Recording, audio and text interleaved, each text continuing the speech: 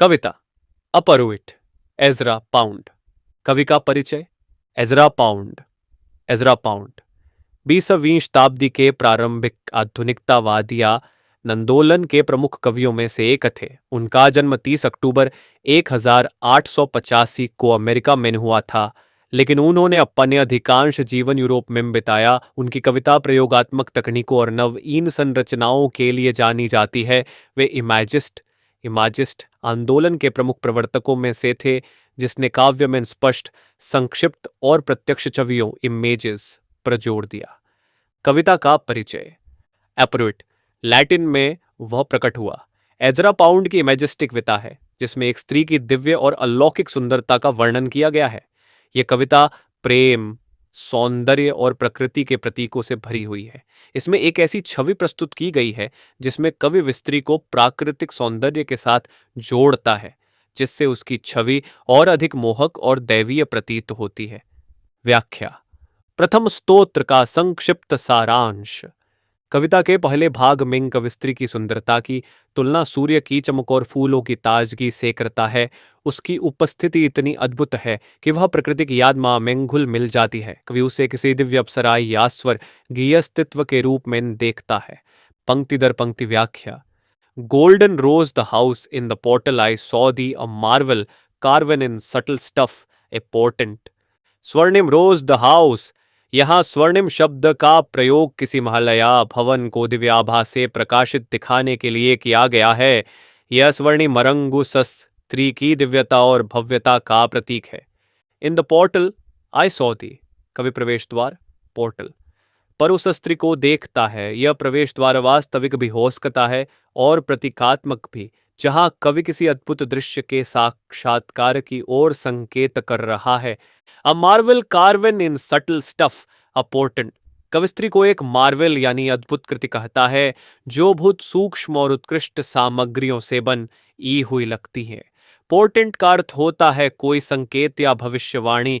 यहाँ कवि उस स्त्री की उपस्थिति को किसी दिव्य नकेत की तरह देखता है, मानो वह कोई दैवीय शक्ति हो। Life died down in the lamp and flickered. यह पंक्ति जीवन की अस्थिरता और नश्वरता को दर्शाती है। जैसे दिए की लौ धीमी पड़ती है और टिमटिमाने लगती है, वैसे ही जीवन भी अनिश्चित और परिवर्तनशील होता है। A candle guttered the leaves fell in the fountain. Candle guttered का अर्थ है कि मोमबत्ती बुझने को आई, जो समय के बीतने और किसी परिवर्तन का संकेत देती है। The leaves fell in the fountain पतझड़ में पत्तियों का झरना एक प्राकृतिक प्रक्रिया है, लेकिन यहाँ यह सौंदर्य और समय के परिवर्तन का प्रतीक है। यह उस स्त्री की क्षणिकता या उसके अस्तित्व की स्थिरता की ओर संकेत करता है। The fountain was dried and the water was gone. यह पंक्ति जीवन की क्षण भंगुरता और सौंदर्य के इन स्वर होने का द्योतक है। फव्वारे का सूख जाना बताता है कि समय के साथ हर चीज बदलती है और वह दिव्य सौंदर्य भी अस्थायी हो सकता है। मुख्य विचार। इस कविता में नेजरा पाउंड ने केवल एक स्त्री के अलौकिक सौंदर्य का चित्रण किया है, बल्कि प्रकृति और जीवन के क्षणिक और परिवर्तनशील होने का भी संकेत दिया है। यह कविता इमेजिज मके आदर्शों के अनुरूप स्पष्ट और शक्तिशाली छवियों का उपयोग करती है, जिससे पाठक को एक अत्यंत सजीव अनुभव प्राप्त होता है। कविता अपरूट की व्याख्या भाग 2।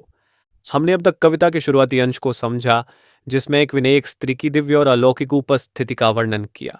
अब हम कविता के अगले भाग की व्याख्या करेंगे। द्वितीय स्तोत्र का संक्षिप्त सारांश। कवि यहाँ उस स्त्री की उपस्थिति और उसके प्रभाव को प्रकृति और परिवेश के साथ जोड़ता है। जैसे जैसे वह दृश्य बदलता है, वैसे वैसे समय और सौंदर्य की क्षण भंगुरता का भी आभास होने लगता है। पंक्ति दर पंक्ति व्याख्या। Panisks and nymphs of the fountain each in his fashion. Panisks and nymphs of the fountain. यहाँ पेनिस्क्स और निम्फ्स ग्रीक पौराणिक कथाओं के पात्र हैं। पेनिस्क्स छोटे वन्य देवता, छोटे पैन होते हैं जो जंगलों और नदियों में रहते हैं। निम्फ्स ये सुंदर और रहस्यमय जल अप्सराएं होती हैं जो प्रकृति से जुड़ी होती हैं। इन दोनों को जोड़कर कवि यह संकेत देता है कि जिस स्त्री को वह देख रहा है वह इतनी सुंदर और आकर्षक है कि मानो ये सभी पौराणिक प्राणी भी उसे देखने के लिए एकत्र हो गए हो। Each in is fashion.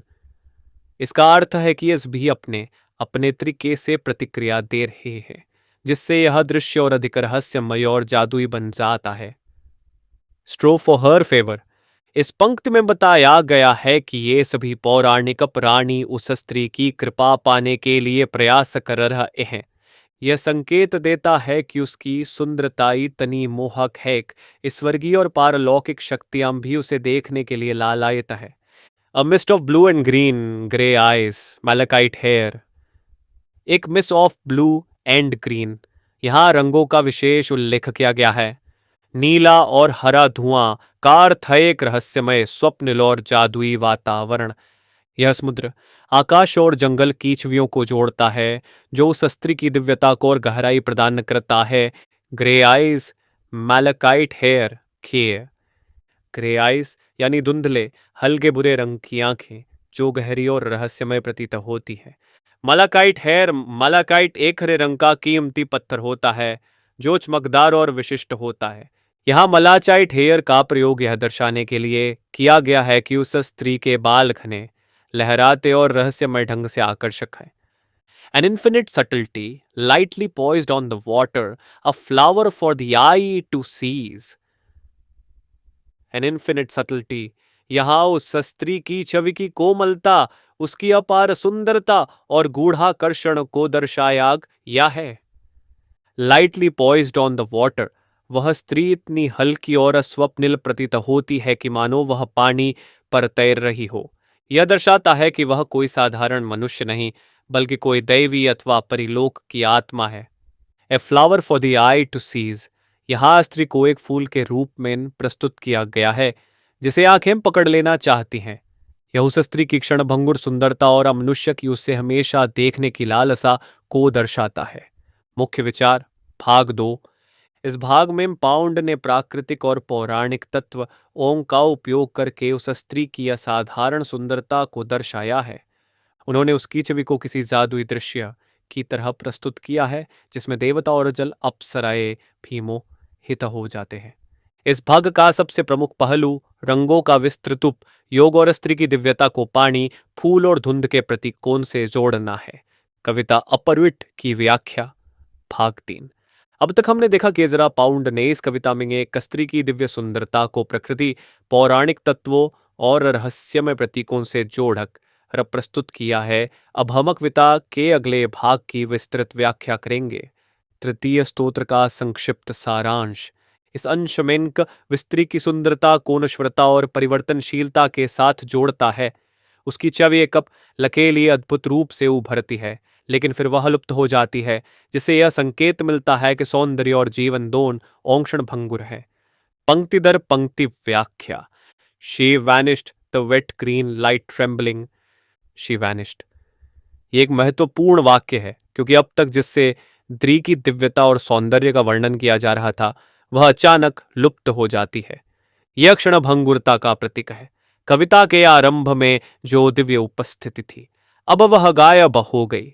यह सौंदर्य की स्थिरता और उसकी इन पकड़ में आने वाली प्रकृति को दर्शाता है। The wet green light trembling. Wet green light पानी में पड़ने वाले हरे प्रकाश को दर्शाता है, जो झिलमिलाता हुआ प्रतीत होता है। ये पानी की सतह पर पड़ने वाली रोशनी की छवि है, जो बदलाव और अस्थिरता का प्रतीक है। ट्रेम्बलिंग, कांपता हुआ।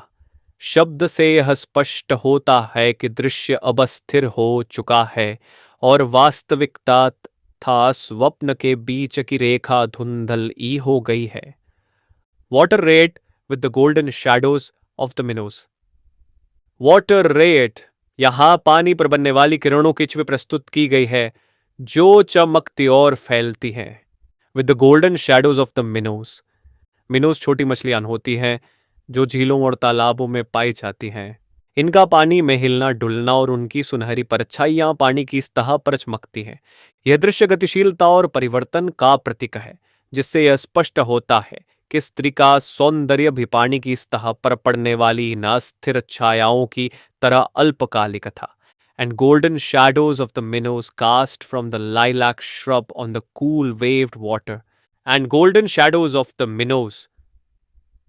इस पंक्ति में फिर से छोटी मछलियों की छायाओं का उल्लेख किया गया है, जिससे संकेत मिलता है कि अब कवि के पास केवल यह दिन बची है। Cast from the lilac shrub. Lilac shrub, बैंगनी रंग का झाड़ीदार पौधा, उस दृश्य की नजाकत और सौंदर्य को दर्शाता है। यह वसंत और नवजीवन का प्रतीक है, लेकिन यहाँ इसका प्रयोग परिवर्तन और विदाई के संदर्भ में किया गया है। On the cool waived water, ठंडा लहरों से युक्त पानी फिर से परिवर्तनशीलता और स्थिरता का प्रतीक बनता है। यह बताता है कि स्त्री का वह दिव्य रूप अब केवल पानी की सतह पर पड़ने वाली छायाओं की तरह बनकर रह गया है। मुख्य विचार भाग 3। इस भाग में सौंदर्य और जीवन की अस्थिरता पर जोर दिया गया है। स्त्री जो पहले दिव्य रूप में दिखाई दे रही थी, अब लुप्त हो चुकी है। पानी, प्रकाश और मछलियों की परछाइयां परिवर्तन और स्मृति के प्रतीक बन जाते हैं। पूरी कविता एक स्वप्निल दृश्य की तरह प्रतीत होती है, जिसमें कवि किसी अत्यंत सुंदर चीज का साक्षात्कार करता है, लेकिन वह जल्द ही विलुप्त हो जाती है, जिससे केवल यादें बचती है। समाप्ति एवं निष्कर्ष।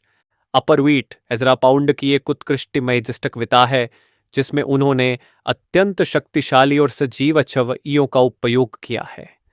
इस कविता में सौंदर्य, प्रकृति, परिवर्तन और रक्षण भंगुरता के एक हरे भाव है। यह एक ऐसे दिव्य अनुभव को दर्शाती है जो पल हर के लिए प्रकट होता है और फिर गायब हो जाता है। कवि हमें यह एहसास कराते हैं कि सुंदरता और जीवन दोनों अस्थायी है, और हमें उन्हें उसी क्षण में सराहना चाहिए जब वे हमारे समक्ष उपस्थित होते हैं।